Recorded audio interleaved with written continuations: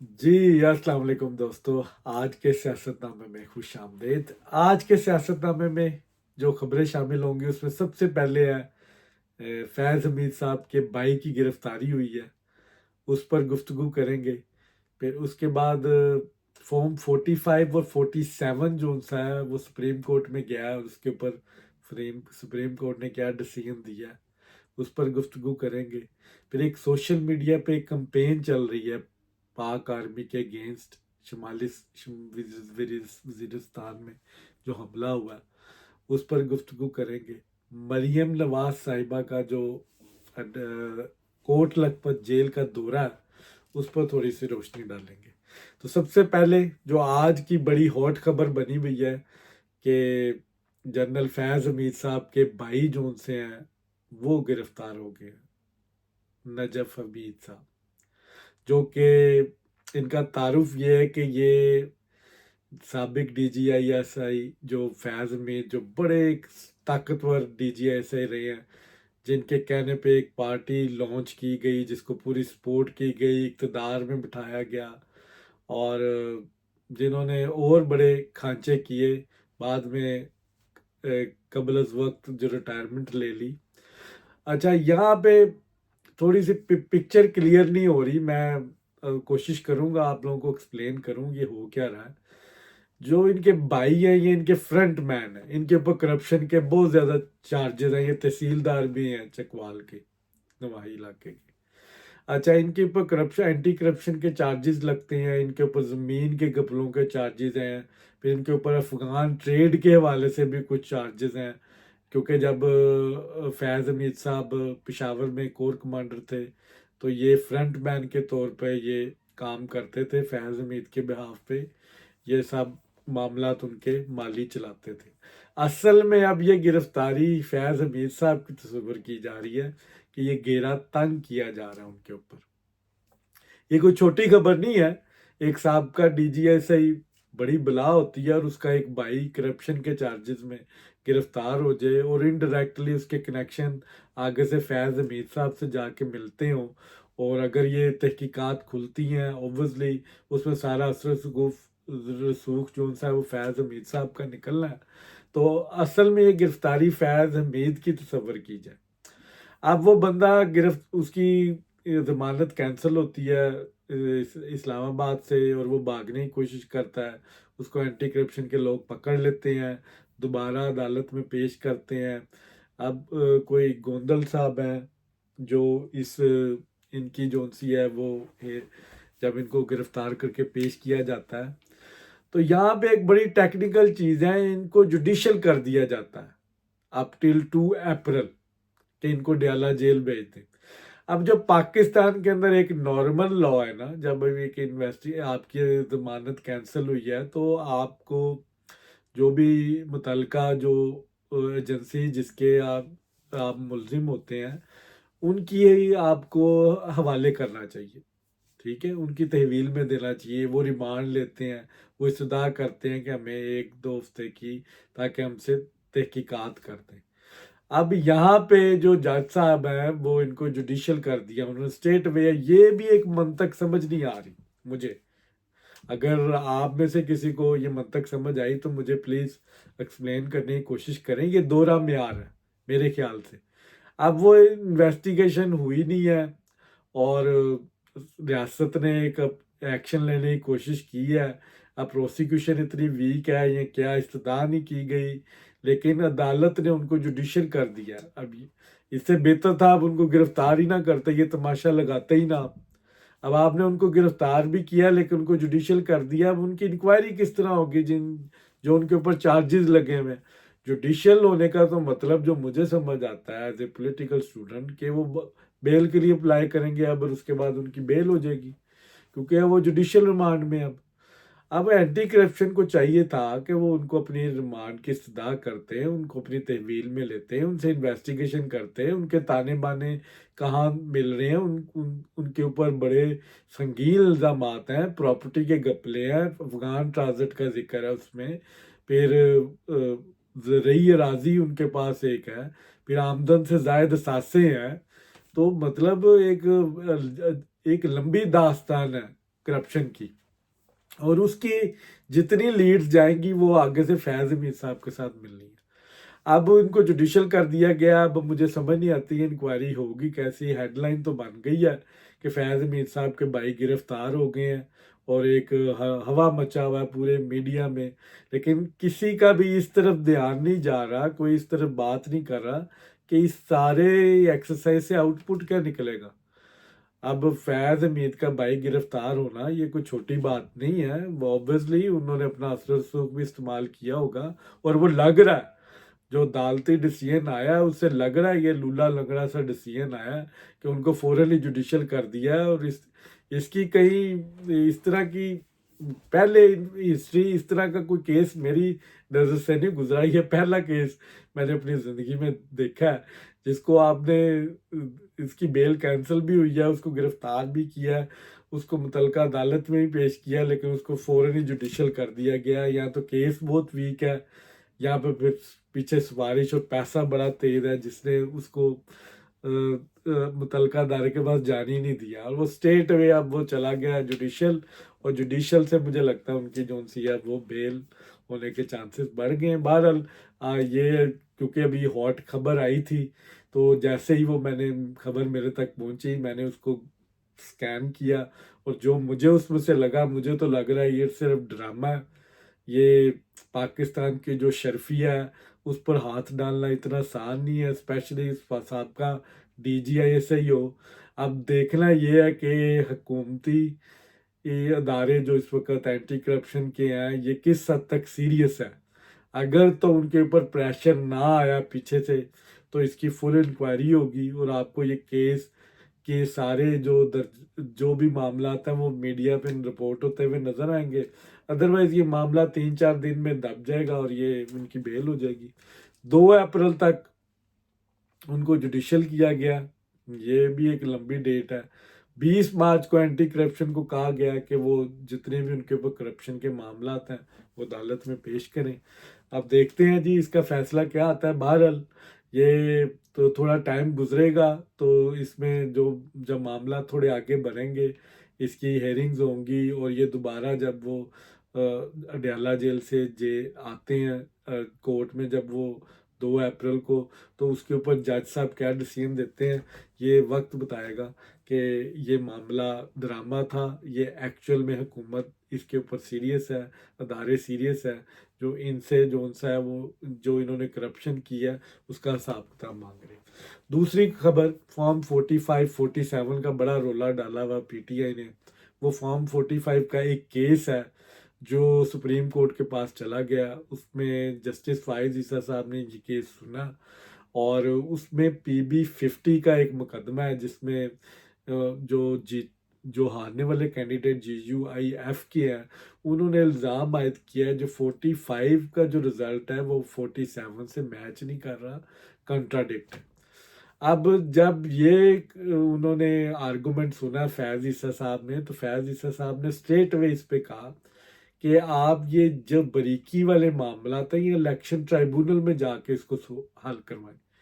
हम इस बरीकी में नहीं जाएंगे। फॉर्म 45 और 47 के इलेक्शन ट्राइब्यूनल जो उनसे है वो कमेटीज बना रहे हैं, और उसके अंदर आप जाएं, ट्राइब्यूनल्स में जाएं, वहाँ से फैसला लें, उसके बाद ये इसको हाई कोर्ट और सुप्रीम कोर्ट में आप चैलेंज करें। फिलहाल ये केस जो उनसे हमारे लिए हेरेबल नहीं है, लेकिन उन्होंने एक ऑप्शन दी कि 6 हल्कों का कंट्राडिक्ट था, उन्होंने 6 हल्कों का कहा था कि इस पे री इलेक्शन होना चाहिए। उन्होंने कहा अगर आप दोनों पार्टीज मतलब एग्री हैं तो हम इस पूरे हल्के में इलेक्शन जो है वो कॉल करने की हुक्म जारी कर देते हैं।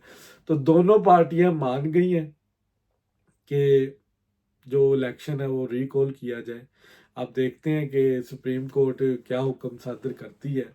लग ऐसे रहा है जो फॉर्म 45 और 47 से सुप्रीम कोर्ट की जो साइड से जो रिजल्ट्स आने हैं वो उनकी कोशिश यही है ये रिजल्ट इलेक्शन कमीशन में जाके वहाँ पे ये मामला हल हो।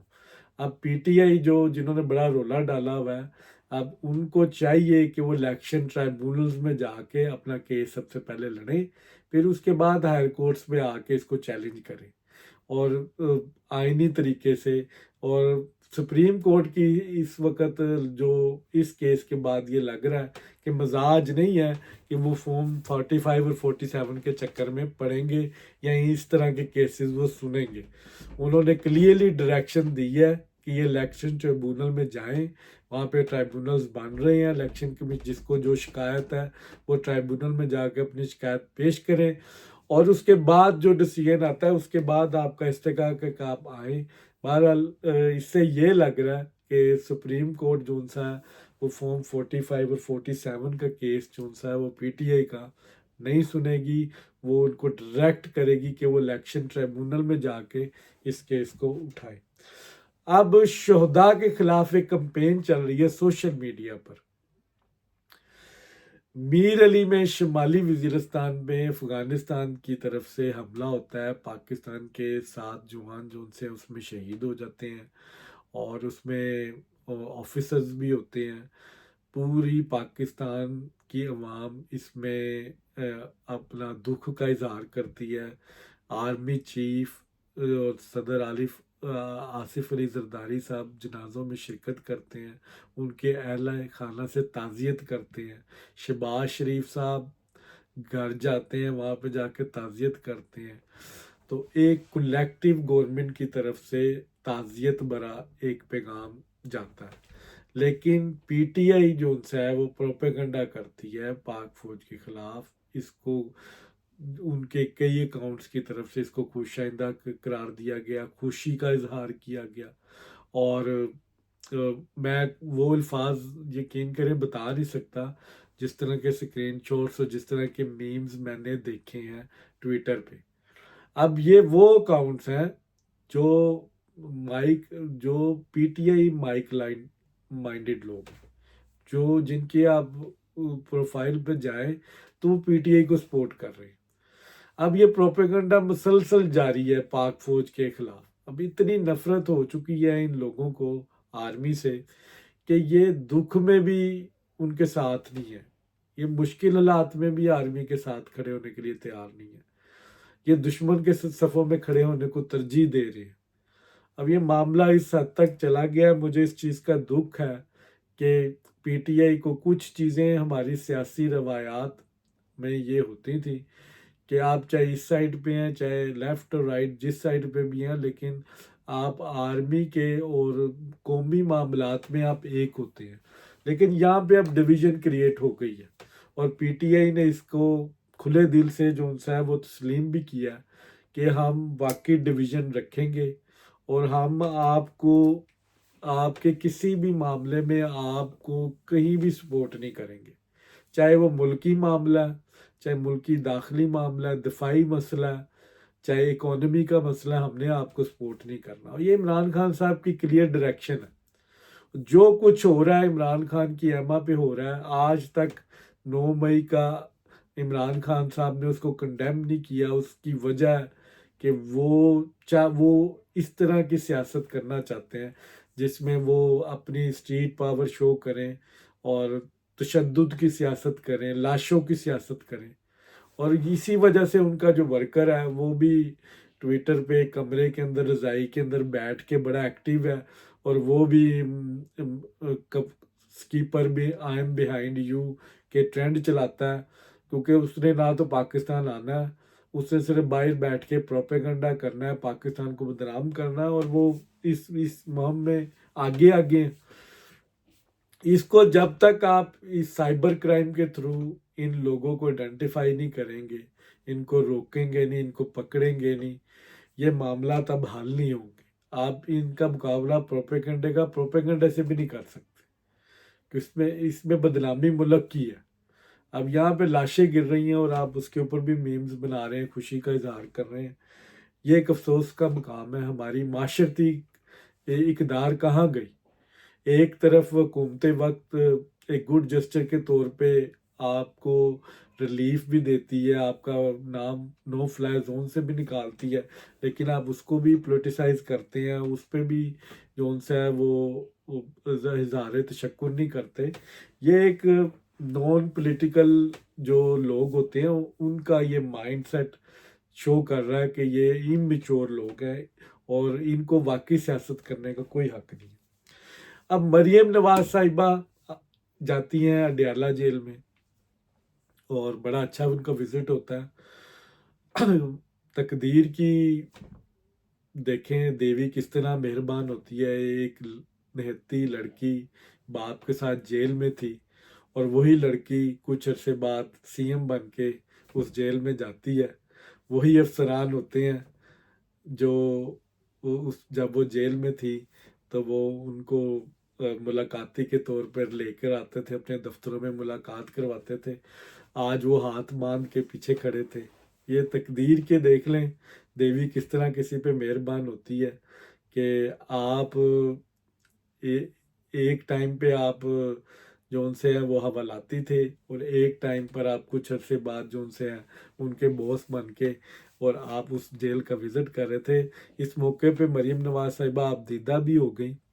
وہ کچھ انہوں نے قیدی کو رہا بھی کروایا جن کے اوپر جرمانے نہ ادا کرنے کی وجہ سے جو جیل میں تھے۔ اچھا، مریم نواز صاحبہ کو میرا یہاں پہ ایک میسیج ہے کہ وہ اس سارے پروسیس سے گزری بھی ہیں، ان کو جیل کے تھوڑے بہت انوائرمنٹ کا بھی پتہ ہے، ان کے مسائل کا بھی پتہ ہوگا اور انہوں نے کافی حد تک کوشش بھی کی ہے۔ انہوں نے 20 منٹ کی ویڈیو کال کی جو اجازت دی ہے، پھر اس کے بعد حوالاتیوں کو سے جو گفتگو کرتے ہوئے کچھ اور بھی انہوں نے مراد دینے کی یقین دہانی کروائی ہے۔ اب کچھ لوگ وہاں پہ کافی عرصے سے بغیر کسی جرم کے سزا کاٹیں جو جوڈیشل ہوئے ہوتے ہیں۔ اب ایسا کوئی میکنزم بننا چاہیے صرف جیل کے اوپر، میں پورے پاکستان کی بات نہیں کرتا، آپ پنجاب کو صرف لے لیں۔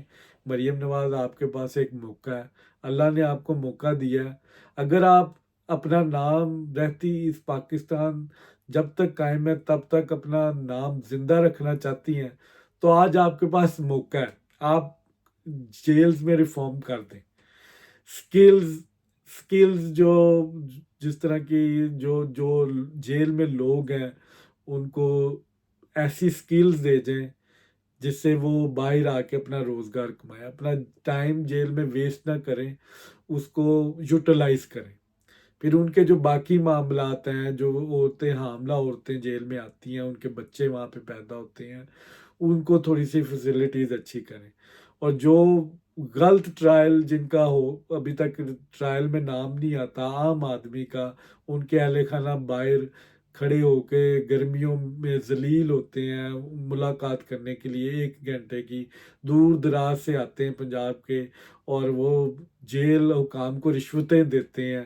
اس چیز کا خاتمہ کر دیں، CCTV کیمریز لگا دیں کہ کوئی جیل حکام کسی پہ کوئی تشدد نہ کرے، کسی کے اہل خانہ سے کوئی بدتمیزی نہ ہو، کسی سے رقم وصولی نہ ہو وہاں پہ۔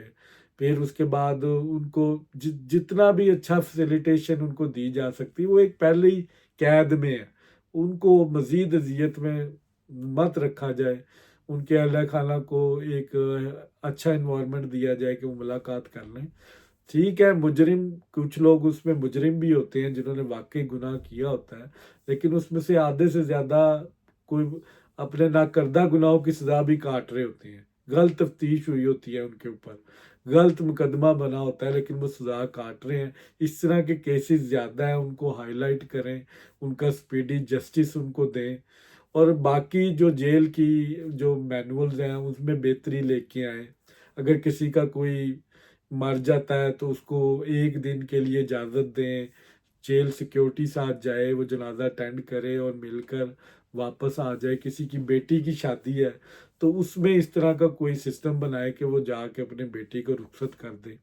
تو یہ ایک عام بندے کے لیے بھی قانون بنائے گا، امیروں کے لیے تو ہے قانون، ان کو اسپیشل آرڈر پہ وہ چلے بھی جاتے ہیں، باہر جنازوں پہ بھی چلے جاتے ہیں، 1 دن کا ان کا بیل بھی ہو جاتا ہے۔ ٹھیک ہے، تو اس طرح عام آدمی کے لیے بھی کچھ کر جائیں اور جو ان کو کچھ سکل دے دیں، جو وہ جیل کے اندر ہیں، اگر ان کی 10 سال کی قید ہے تو ان کو کوئی ایسی سکل سکھا دیں جو وہ باہر آئیں تو وہ ان کے کام آئے، ان کی زندگی کے کام آئے۔ پھر ان کی کاؤنسلنگ کریں۔ جیل تو انہوں نے کاٹ لی لیکن انہوں نے سیکھا کیا اس سے، وہ کس طرح وہ معاشرے کا ایک شریف النفس انسان وہ بن سکتا ہے، کہ وہ کس طرح اپنی زندگی باہر گزار سکتا ہے، ایک ٹراما سے وہ گزر کے آتا ہے، ٹھیک ہے، ایک حادثے کے بعد وہ معاشرے میں کس طرح ایڈجسٹ ہوگا، ان کی کاؤنسلنگ کریں اور ان کو ایک اچھا شہری بنانے کے لیے اس کی اقدامات ہونے چاہیے تاکہ یہ کرائم جو ان سا ہے وہ رکے۔